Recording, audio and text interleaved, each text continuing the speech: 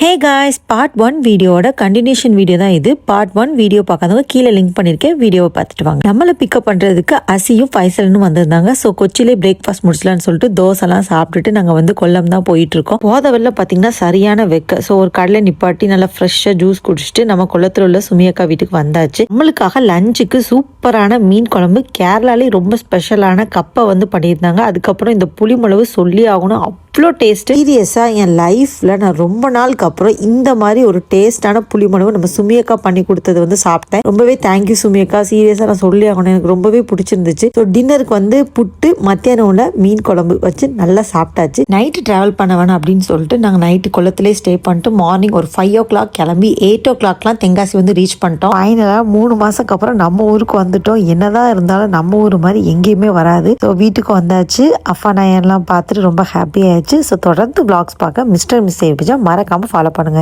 நான் சந்திக்க உங்க வருஷம். பாய்.